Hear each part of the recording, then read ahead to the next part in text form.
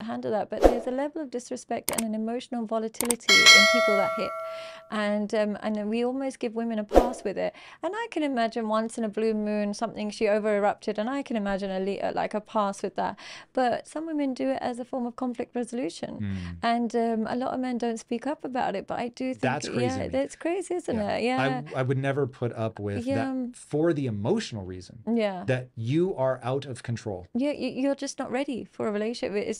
You can't regulate yourself. Yeah. And Yeah. self-regulation is very much, that is a tenet in my life. I would not be with a woman that cannot emotionally regulate. Yeah, and they hit like, and it's something that's underspoken about, but it is again, it's part of the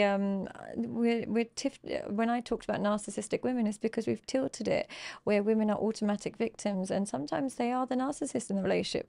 I'll always have women come to me for therapy, and they say my ex was a narcissist, and when you read her story, it might be that she was cheating on her husband with a guy and saying that her husband's a narcissist, or the guy that she's cheating with is a narcissist, and their perception of what a narcissist looks like is so skewed because they're so holding on to the idea that they're a victim in the relationship. They just want to find a reason. So I do think that if you are with a woman who uses that word a lot, and a woman that uses physical aggression, be mindful. Yeah, just because it doesn't hurt doesn't mean it's not a deal breaker.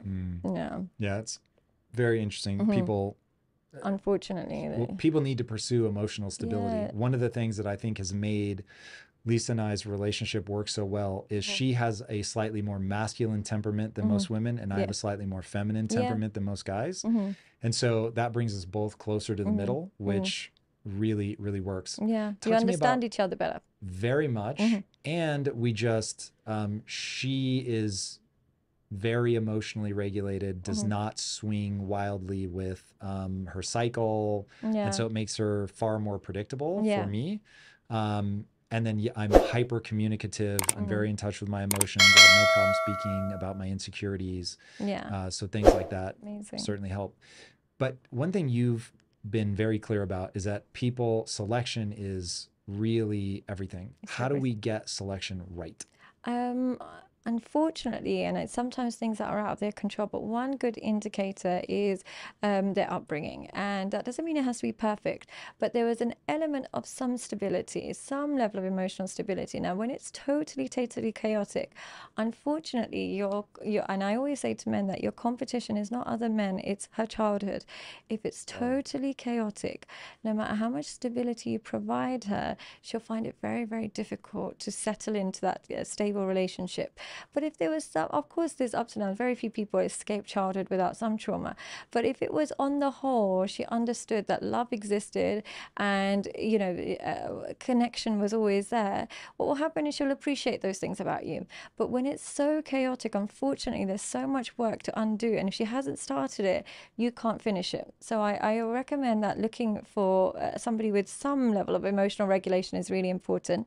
But the other thing about selection is recognizing what you consider a deal breaker. If I consider sexual promiscuity a deal breaker, and I'm with a partner who's really addicted to pornography, really wants to experiment, so on and so forth, there's no amount of love I can give them that will change their core needs and desires.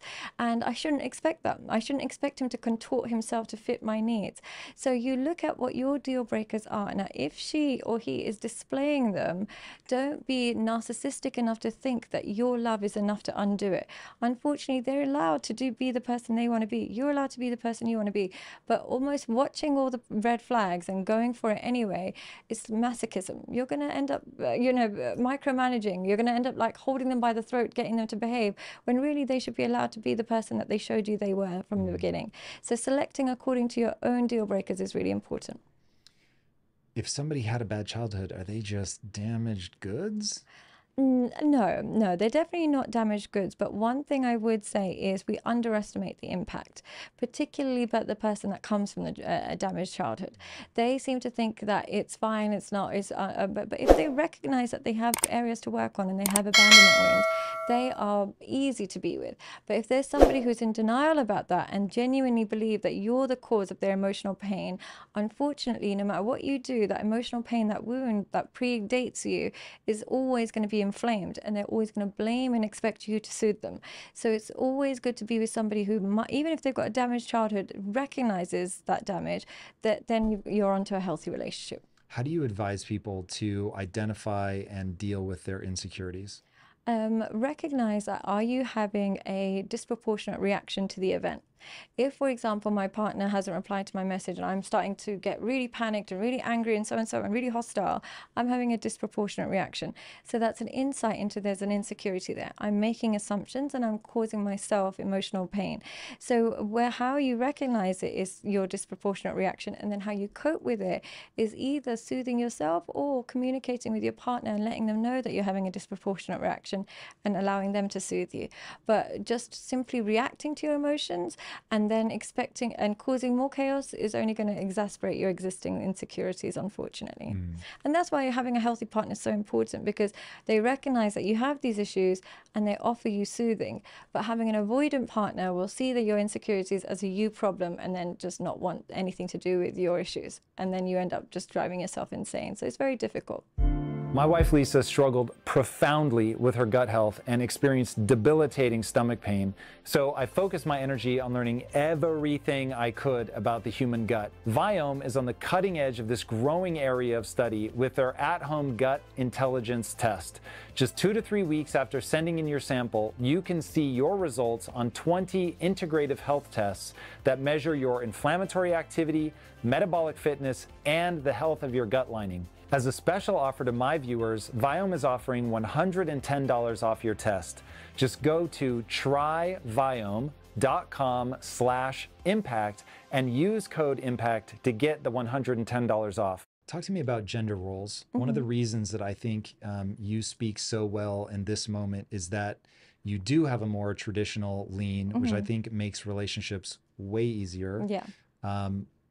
What are the roles and how strictly should people adhere to them if they want to be successful? I think it's just recognizing our evolution. The reality is women were designed, one of the reasons why women can move on quickly from heartbreak and relationships and go from one man to another is in evolutionary times, if they lost their partner to war or to predators or whatever it is, they would have to find another one. Even if they shared him with another bunch of women, they would have to do that, otherwise they die.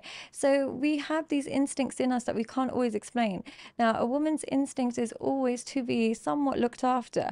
It doesn't even have to be financial, but just knowing that a man looks after, that could mean, did you get home safe? Did you was work okay? Did you get on your flight okay? Just checking in.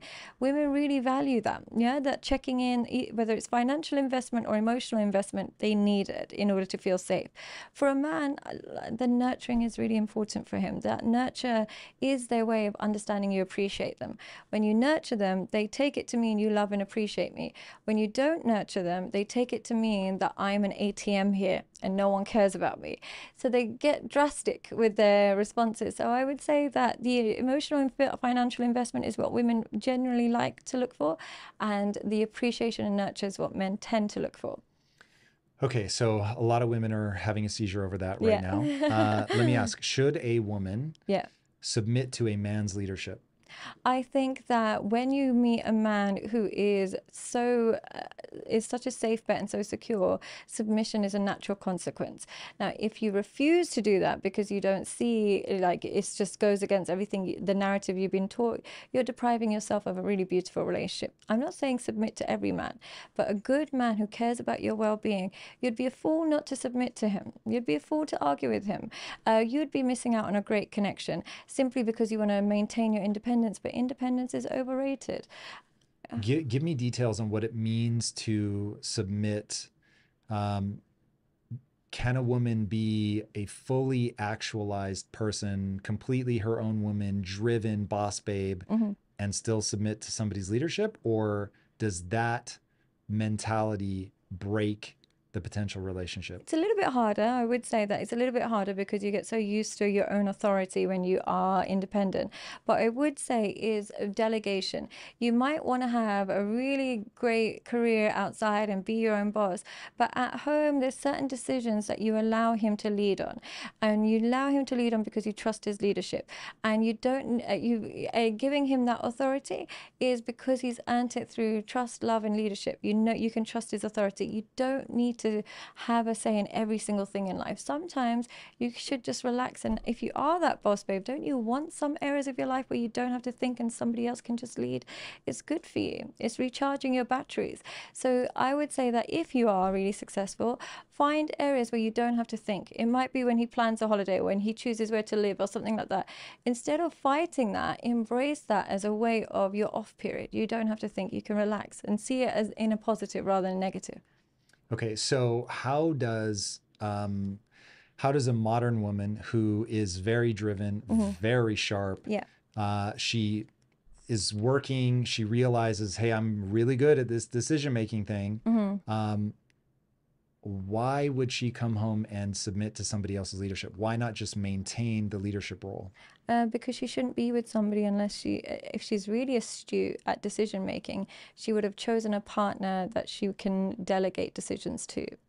If you're really good at decision making as a woman and you're really successful and you really know your shit, you don't be with a man that doesn't. That suggests that there's a hole in your self-esteem if you've chosen a man that you don't truly see as effective decision maker as yourself. So if you are all of those things, then your partner selection should have been also great. So great that there are parts that you can just delegate and then allow him to lead on. Now, are you saying that women are hardwired? Because we both have the North Star of human flourishing. Yeah. So are you saying that women will flourish more if they get, no matter how powerful they are, if they get with a man that is, they are the right person to lead in the family life? I'm not sure where you draw that line. Well, the thing is, if you really want to flourish, choose a man that who can put blindfolds on you and you trust where he's going, because essentially there's going to come a time, either through kids or through age, where you tire yourself out from being that boss babe because you're not designed for it. We're not always designed for it. It's beautiful. It's not always designed for it, or not designed for it? I think we're not fully. I think we're not. I think there's a time where we are designed for it, when we're young and we have the energy, or when we've got potential. But at some stage in our life, we get to the point where we retire earlier, and it's evolutionary. We're not actually designed to be so driven all the time, all day, every day. We're actually designed to be looked after and kept safe. So as much as you might have all this energy now, at least choose somebody for when you slow down and you take your foot off the pedal, he could take the steering wheel. And if you haven't chosen that, you've effectively adopted a son that you didn't choose. Interesting. Okay, so let's keep going down this road. So I hear you saying that this is really just an energy question. Yeah. Is it an energy question, or is it a hardwiring question, in that a woman who, and for the conversation, we will assume the man is worthy. Yeah. You see him as an incredible person. So this is not like you're submitting to a bozo. So you found a guy, he's a worthy leader. Yeah. So word.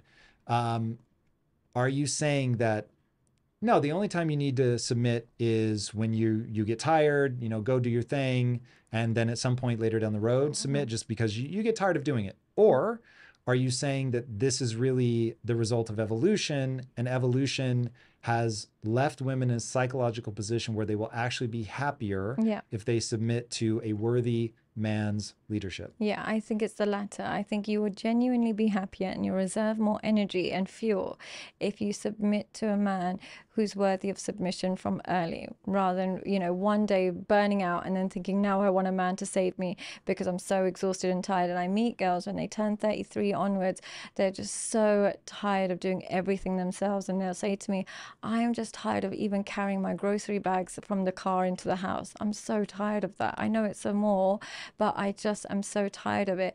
Whereas if you pick somebody and you delegate and you submit as you're going along, what will happen is you have more energy throughout life. They give you that. That's what a man should be. He shouldn't be a burden. He should be somebody that you look forward to submitting to because you trust their process, you trust their vision. And if you haven't found that, then you're going to suffer. So why would it be that evolution would leave women in a situation where they don't want to have to lead all the time? They actually want to outsource a lot of the decision making to a man. Why would that be? What is the reward? Has evolution given them a reward, Well, or but sorry? children. What happens is, and that's why baby brain is a real thing.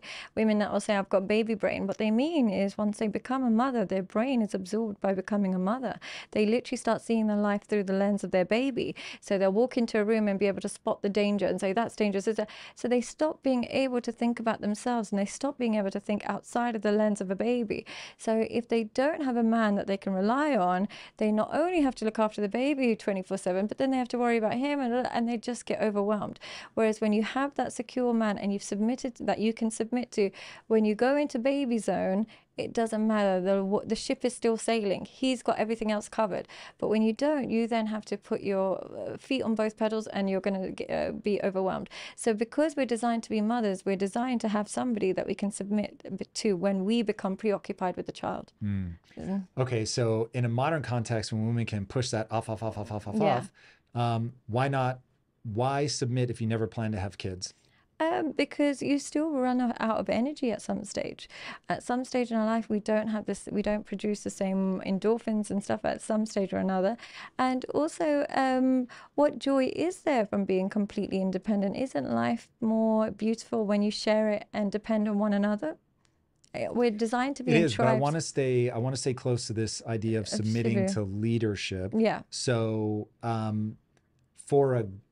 so let me ask a slightly different question. Then would the optimal life strategy for a woman be to be boss babe mode until, call it roughly 30 to 35, Yeah. and then so be with a guy that does what you say during those years, and then no, there's going to be a natural break somewhere in there. And, or maybe I just had a series of relationships, and now at 30 to 35, I'm going to settle down. I'm going to find a man that is worthy of submitting to. And I'm really submitting probably is a word I don't like. I'm translating from them. I don't like that word, but I'm going to be able to outsource some of the decision making so I can focus on my kids. I think a lot of women do that, where they be with a man that they can control and then switch it up for a man that they want to take control from. I think the worst thing you can do is be with a man that you can control. Even before you have a baby. Even before you have a baby, because it gets you into the habit of seeing men as a nuisance rather than an addition to your life. When you have a man that you can control, what happens is you end up raising him. Yeah, he activates your maternal instinct rather than your sexual instinct. So you end up having to raise him, having to check if he's there, and so on and so forth. He becomes a burden to your life, and therefore you start to glorify singlehood. Whereas when you are with a man that you don't control and he actually helps control you, you see the beauty in a relationship. So I think when I meet women who are with men that they control, especially in marriages, they become disrespectful to him. They speak to him badly. They become a woman they don't like. Whereas when they're with a man that takes leadership, they actually remain respectful. They remain kind. They remain in awe of their partner for a long time. So I don't recommend ever being with a man that you can control. You become a woman that you don't like, unfortunately. Very interesting. Okay, so if being with a man that you can control activates your mother instincts, what activates a woman's sexual instincts? Being with a man that removes her fears. And what I mean by that is physical fears, like you're scared of other people, whatever, if that exists. Financial fears, emotional fears. When you're with a man that removes fears and replaces it with safety and connection and, you know, mutual respect, then what happens is it activates your sexual desires. You can only, like your mum says, you can only orgasm when you trust. So when he takes away your fears, you can develop trust. You might wrangle this into fears, but I believe very strongly that there's one more piece of the equation if you really want to activate a woman sexually, and that is you have to make her feel beautiful. Yeah, I agree.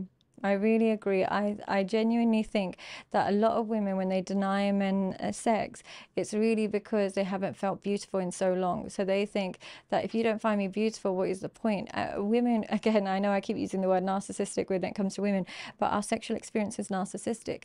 How much we enjoy it is entirely based with how you make us feel, how beautiful and loved you make us feel. And this is one of the reasons why I know I keep going back to pornography.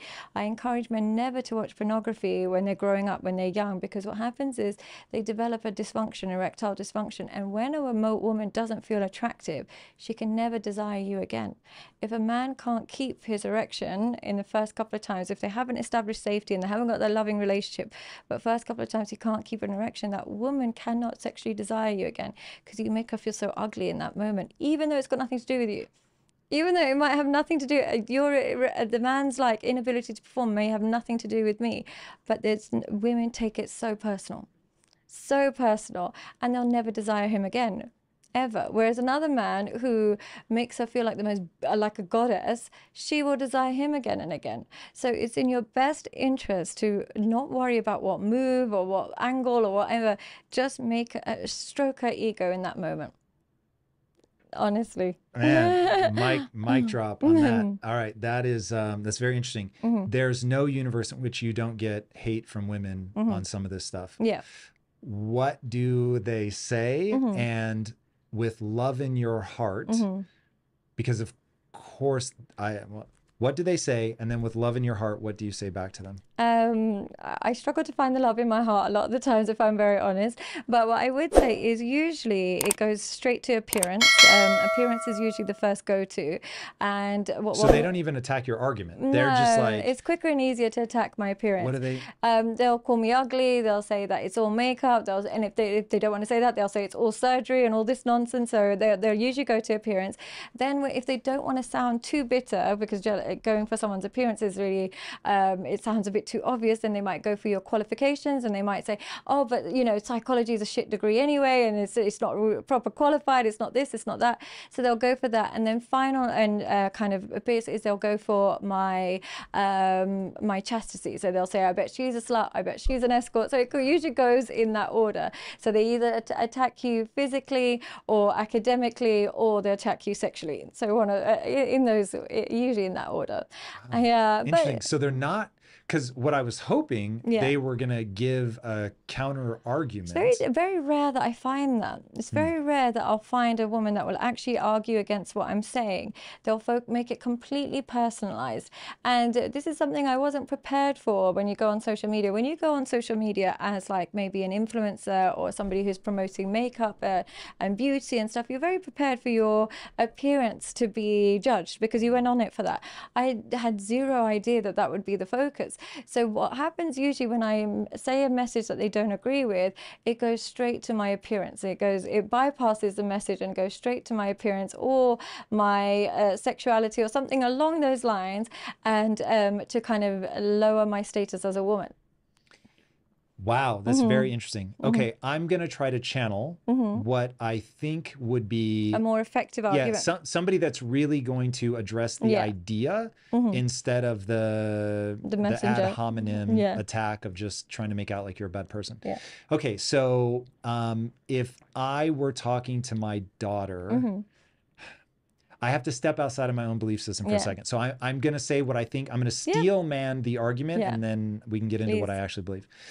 So I want to make sure that my daughter can fully embrace autonomy, that she learns to think for herself, that she doesn't turn to anybody, that she realizes we don't live on the savannah anymore, that yes, there are going to be some evolutionary winds at your back, but you don't need to be a slave to your instincts. And I want you to become whoever you want to become. And you can become anybody. There are women that have become astronauts. There are women that have become rock stars. There are women that become prime ministers and presidents and literal soldiers. There is nothing you can't do. And you are as smart as a man. The intelligence distribution is such that, I mean, I know the literal intelligence distribution is such that there are more men at the extremes. So you have more brilliant men, but there are more moronic men. So you're going to be smarter than a lot of men. That's true. And so like really push yourself. If you want to be a mathematician, be a mathematician. If you want to go into particle physics, go into particle physics. And you'll find somebody that you can love, and you'll find somebody that loves you. And if they want to stay at home and take care of the kids, that is absolutely fine. And yeah, just the greatest joy in life is being who you really are. I would say that, but I just think, genuinely speaking, I think worst case scenario, you want to be who you are, but at least pick someone that if you needed to submit to, you could. Even if you never need to, you might never need to pull on that dial, and you might forever be. Then he's gonna pull you, honey. I'm speaking Yeah, to my yeah, daughter, yeah, not calling you honey. I yeah, want to make that very clear. My young darling, yeah, that is, he may steal your dream, right. and you'll end up supporting his dream. And it's better to find somebody that supports you. Yeah, I agree. I Do agree. you? Yeah, no, I do agree, because the thing is, I wouldn't be able to do what I do if I didn't have that. And so I definitely agree that having somebody, but here's the thing, I wouldn't, what I mean by having someone you could submit to, I wouldn't submit to a man that's suppressing my dreams and suppressing my potential, because he obviously doesn't know me and doesn't know my uniqueness or appreciate it. So I choose somebody I would personally submit to. When people hear the word submit, they think of a tyrannical leader telling you what you can and can't do. What I mean by that is you choose somebody who you're so aligned to you, and so somebody you're so respecting, you respect each other, that if you needed to blindfold yourself, you would trust him with where to go. And if you don't find that, why would you submit? Of course not. But when I say submit, I don't just mean pick a man and listen to him. I mean have a man that genuinely sees who you are, understands what's best for you, and therefore will guide you in the right direction. And if you need him to take the wheel, he will. That's usually what I mean by that. Yeah, okay. So now I'll see if I can articulate my point in a way. So normally I would be inflammatory right now because I find it so fun to just be blunt. Okay, remember that I'm married to a woman that I respect an incredible amount. Yeah. But my advice to women is, I believe there is enough evolutionary pressure at your back, and enough evolutionary pressure at men's backs that for a husband and wife to be a team against the world and for you both to accomplish what you want to accomplish, the following dynamic will work best given that 50% of you is unchangeable. And that is, I think, hypergamy, which is the female tendency to date across or up, is a very real thing. And that women are just evolutionarily, you have an algorithm in your mind that will make you very comfortable with a man that is equal to you in all things or above you. But you will not be satisfied in a relationship where the man is below you. Yeah. And I think that men will be happiest, because I actually don't know what I think about women. I think I don't yet know, and maybe as I say this out loud, I'll have an opinion come to my mind.